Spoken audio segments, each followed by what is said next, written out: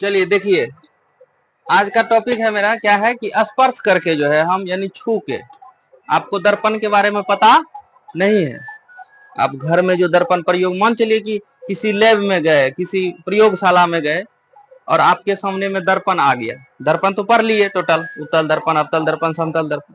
लेकिन जो भी पढ़े, अगर मान के चलिए कि छू के उसको क्या करना है, पहचान करना है, या हमें जानना है कि ये कौन सा दर्पण है, तो कैसे करेंगे पहचान? ठीक है, आज वही टॉपिक है। स्पर्श करना मतलब क्या हो गया, छू कर। ठीक है, अभी जैसे ये है चौक है, तो इसको हम क्या स्पर्श कर रहे हैं, कर रहे हैं ना स्पर्श। स्पर्श करके ये महसूस कर रहे हैं कि ये मुलायम है, क्या छूने में मुलायम लग रहा है।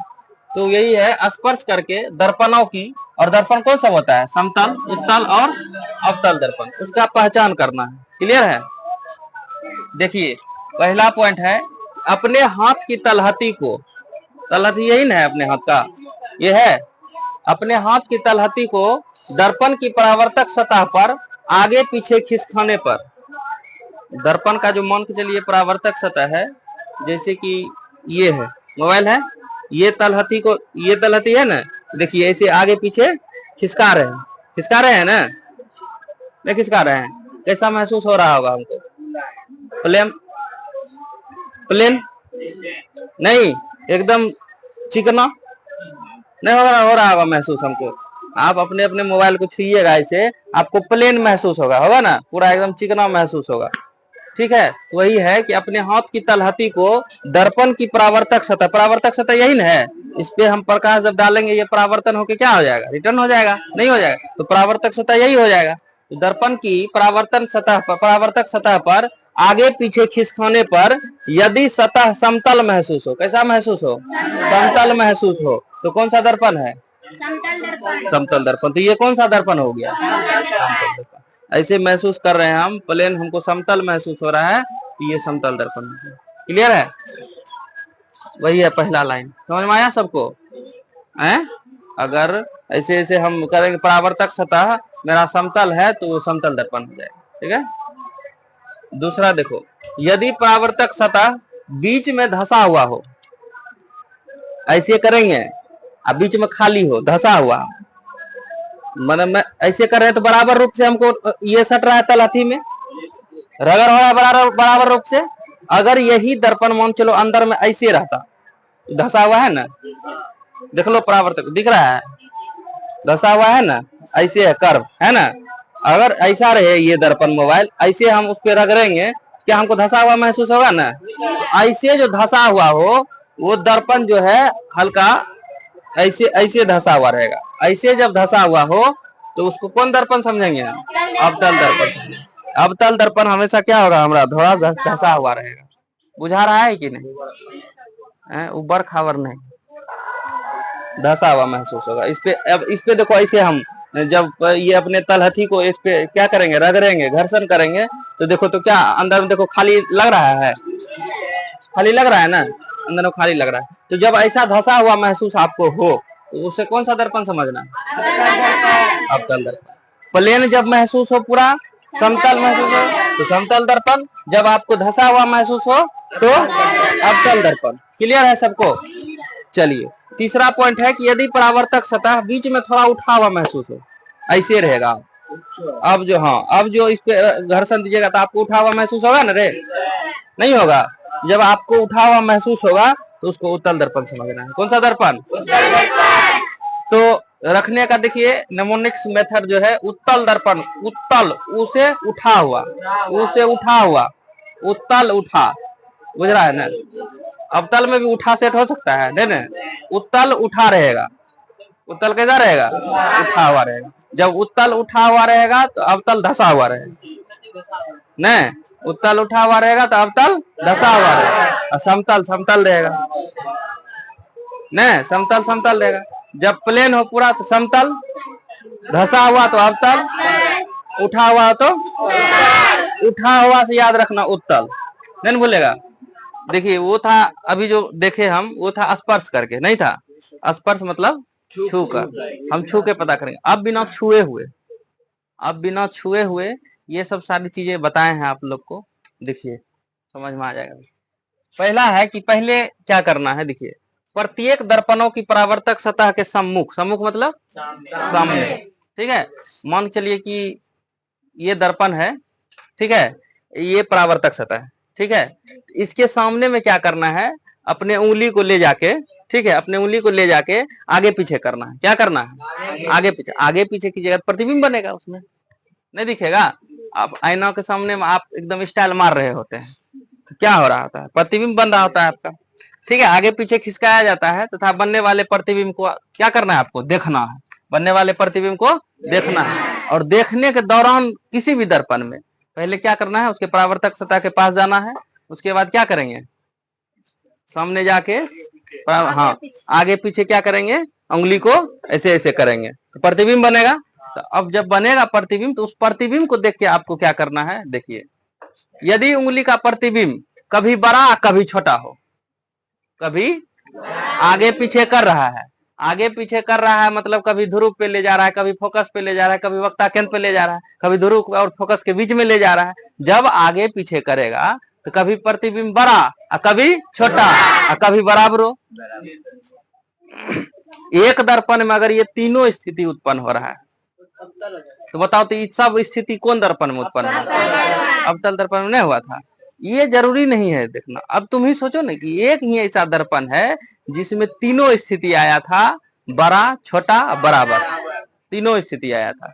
जब ये आप दर्पण के सामने उंगली ले जाइएगा, जब ऐसे ऐसे कीजिएगा आगे पीछे, तो कभी बड़ा बन जा रहा है उंगली से, कभी छोटा बन जा रहा है उंगली से, कभी उंगली के बराबर बन जा रहा है। जब ये सब स्थिति क्रिएट हो तो आपको समझना है वो कौन सा दर्पण है, कौन सा दर्पण समझना है।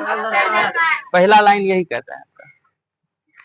नहीं, जब उंगली को जब परावर्तक सतह के आगे पीछे करेंगे तो बड़ा बराबर छोटा ऐसा स्थिति क्रिएट हो तो अवतल दर्पण मानेंगे। क्लियर है। डी में देखिए, यदि उंगली का प्रतिबिंब हमेशा छोटा हो, हमेशा छोटा किसमें बनता है, हमेशा छोटा और सीधा किसमें बनता है। अब मान चलो उंगली को आगे पीछे कर रहा है और उंगली से छोटा प्रतिबिंब बन रहा है ना, उंगली से छोटा प्रतिबिंब बनेगा तो वो एक ही दर्पण है जिसमें सिर्फ और सिर्फ छोटा प्रतिबिंब बनेगा, वह है उत्तल। कौन सा दर्पण है, उत्तल। अवतल में तो छोटा बड़ा बराबर तीनों बनेगा। पहला तो लाइन यही था, लिखने में मिस्टेक हो गया, इसके लिए क्या इतना हेक्टिक होना, बताओ, बोल तो सही रहे ना। तो तुम लोग भी यही कर लिया। चलिए बोलिए प्रेम से शंकर भगवान की जय। चलिए, यदि मतलब पूरा रामायण खत्म हो गया, पता ही नहीं चला कि, छोड़ो विवाद हो जाएगा। चलिए, यदि उंगली का प्रतिबिंब हमेशा छोटा, उत्तल दर्पण में दो केस होता है, ध्रुव और फोकस के बीच, और फोकस पे बन रहा था ना प्रतिबिंब, वो हमेशा छोटा था और क्या था, काल्पनिक था, नहीं और सीधा था।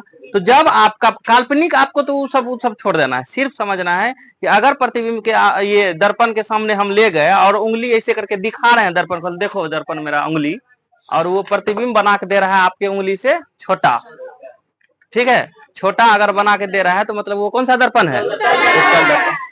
अगर बड़ा बना के दे रहा है, कभी आगे पीछे कर रहे हैं, कभी बड़ा बना के दे रहा है, कभी छोटा बना के दे रहा है, कभी बड़ा बना नहीं। अगर एक दर्पण है, अगर मान के चलिए उसके सामने हम उंगली दे रहे हैं, एकदम जहां भी ले जा रहे हैं आप बराबर, क्या बराबर, तो कौन, याद कीजिए फर्स्ट जब फर्स्ट में शुरुआत किए थे ना, समतल दर्पण से ही स्टार्ट किए थे, और उसमें बताए थे कि आप अगर दौड़िएगा समतल दर्पण के सामने में, उधर से आपका प्रतिबिंब 2v के स्पीड से आएगा, यानी दुगुना स्पीड से दौड़ता हुआ नजर आएगा, बताए थे ना।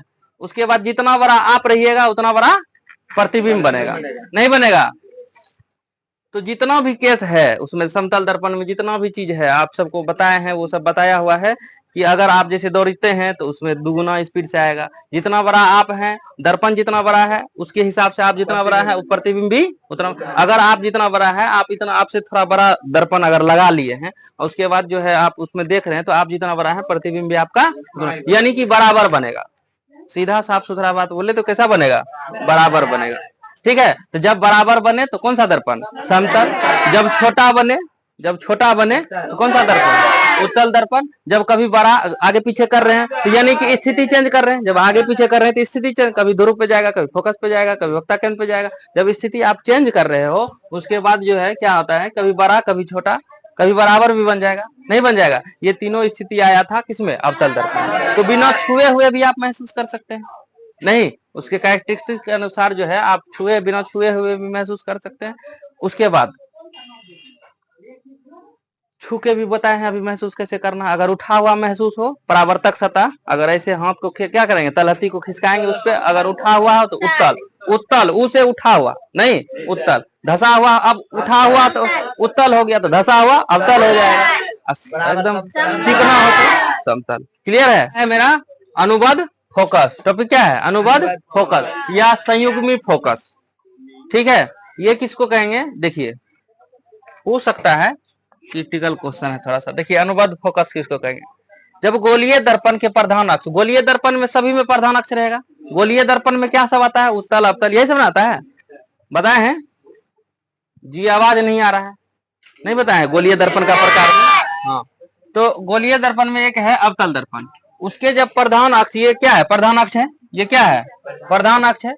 प्रधान अक्ष है कि इसी प्रधान अक्ष पे एक जगह तो वस्तु रहेगा, एक बिंदु पे वस्तु रहेगा ना, और दूसरे बिंदु पे एक जगह और दूसरा बिंदु पे प्रतिबिंब भी बनेगा, नहीं बनेगा? इसी एक दूसरे को कहेंगे अनुबद्ध फोकस। क्या कहेंगे? अनुबद्ध। ये मेन फोकस हुआ, नहीं हुआ। अगर अनुबद्ध फोकस का नाम आ जाए तो जैसे मान के लिए इस प्रधान अक्ष के एक बिंदु पे यहाँ देखिए वस्तु है और दूसरे बिंदु पे यहाँ क्या है? प्रतिबिंब है ना। तो ये और ये दोनों का क्या नाम रखेंगे? अनुबद्ध फोकस। तो याद रहेगा अनुबद्ध फोकस किसको कहते हैं? फोकस लिखा रहे तब तो यही होगा, यही फोकस है? लेकिन अनुबद्ध फोकस रहेगा तो वस्तु जिस बिंदु पे है और प्रतिबिंब जिस बिंदु पे है उस दोनों बिंदु को क्या कहा जाएगा? अनुबद्ध फोकस या संयुग्मी फोकस या कंजुगेट फोकस, इंग्लिश में कंजुगेट फोकस। ठीक है, तो वही बात को लिखे हैं कि गोलीय दर्पण के प्रधान अक्ष पर स्थित ऐसे दो बिंदु जिसके एक बिंदु पर क्या हो? वस्तु रखने पर प्रतिबिंब दूसरे बिंदु पर बनता हो। जैसे एक बिंदु पे वस्तु रखे तो प्रतिबिंब दूसरे बिंदु पे बना ना, इसी दोनों बिंदु को क्या कह देंगे? अनुबद्ध फोकस। जैसे बी एवं ए डैश, देखिए बी एवं ए डैश, ये दोनों बिंदु कौन सा फोकस कहलाया? अनुबद्ध फोकस। नहीं मान के चलिए कि ये प्रधान अक्ष है, यहाँ रख दिए वस्तु है, यहाँ बन गया प्रतिबिंब, तो ये दोनों क्या है? अनुबद्ध फोकस। क्लियर है? किसी को दिक्कत? प्रतिबिंब का विपरिवर्तन किसको कहेंगे? देख लीजिए, समझ लीजिए पहले। प्रतिबिंब का विपरिवर्तन, विपरिवर्तन मतलब परिवर्तन करना, परिवर्तन समझ रहे हैं ना? परिवर्तन करना, बदलना। ठीक है, जिस घटना में वस्तु के ऊपरी भाग का प्रतिबिंब निचले भाग में तथा निचले भाग का प्रतिबिंब ऊपरी भाग में। जैसे आप फिगर से समझिए, यहाँ है प्रतिबिंब ऐसे है ना, ये मान चलिए पी लिखा हुआ है, पी लिखा हुआ है ना, ये उसका प्रतिबिंब ऐसे उलट जाएगा। देखिए उलट गया ना, उलट गया ना। या ऐसे रहेगा तो ऐसे, ऐसे रहेगा तो ऐसे बन जाएगा, या ऐसे रहता ऊपर ऐसे बन जाएगा। ठीक है, तो इसी को हम लोग क्या कहेंगे? प्रतिबिंब का क्या कहेंगे? प्रतिबिंब का विपरिवर्तन नहीं कहेंगे। तो वही लिखे हैं, जिस घटना में वस्तु के ऊपरी भाग का प्रतिबिंब निचले भाग में, ऊपरी भाग का प्रतिबिंब निचले भाग में तथा निचले भाग का प्रतिबिंब ऊपरी भाग में। नहीं ऐसे इस घटना को क्या कहेंगे? प्रतिबिंब का भी परिवर्तन। आप देखिएगा वाटर इमेज, मतलब पानी में कभी देखे हैं चेहरा? वैसे रहेगा तो उल्टा नहीं दिखता है, जब उल्टा रहिएगा तो आप सीधा दिखेगा। देखिएगा, कभी करके देखिएगा। नहीं तो ऐसी घटना को क्या कहेंगे? प्रतिबिंब का विपरिवर्तन। क्लियर है? अब दूसरा देखिए पार्श्व परिवर्तन। पार्श्व परिवर्तन में क्या आता है? देखिए घटना, उसमें ऊपर नीचे हो रहा था, ऊपर नीचे हो रहा था ना, इसमें दाएं बाएं ऐसे है तो ऐसे पलट के हो जाएगा। इस घटना में देखो, इस घटना में जो है ऐसे है तो पलट के कैसे हो जाएगा? ऐसे, ऐसे है तो पलट के ऐसे, दाएं है तो बाएं हो जाएगा, बाएं है तो दाएं। इसमें ऊपर है तो नीचे हो जाएगा, नीचे है तो, यही चीज है। नीचे ऊपर है तो नीचे हो जाएगा, नीचे है तो ऊपर हो जाएगा। कौन घटना? प्रतिबिंब का विपरिवर्तन। दाएं है तो बाएं हो जाएगा, बाएं है तो नीतीश दाएं है तो बाएं, बाएं है तो दाएं, इसको पार्श्व परिवर्तन कहते हैं। पार्श्व परिवर्तन में क्या होगा, दाएं का चीज बाएं दिखेगा, दाएं का बाएं, दाएं वस्तु है तो प्रतिबिंब बाएं दिखेगा, अब बाएं वस्तु है तो प्रतिबिंब दाएं। तो पार्श्व परिवर्तन, ऊपर है तो प्रतिबिंब अगर नीचे बन रहा है, नीचे है तो ऊपर बन रहा है, तो प्रतिबिंब का भी परिवर्तन। समझ में आया है? ये अक्सर तुमको पानी में मिलेगा, ये किसमें, पानी में, ये तुमको मिलेगा ऐसा ये दर्पण में, किसमें, मिरर में, हाँ मिरर में। क्लियर है? तो देखो, जिस घटना में वस्तु के ऊपरी भाग का प्रतिबिंब निचले भाग में, तो निचले भाग का प्रतिबिंब ऊपरी भाग में दिखाई पड़ता है, प्रतिबिंब का क्या कहलाता है, विपरिवर्तन कहता है। और जिस घटना में प्रतिबिंब का दायां भाग बाई भाग में तथा बाई भाग दायां भाग में प्रतिबिंब बनता है, तो उसे, उस घटना को क्या कहेंगे,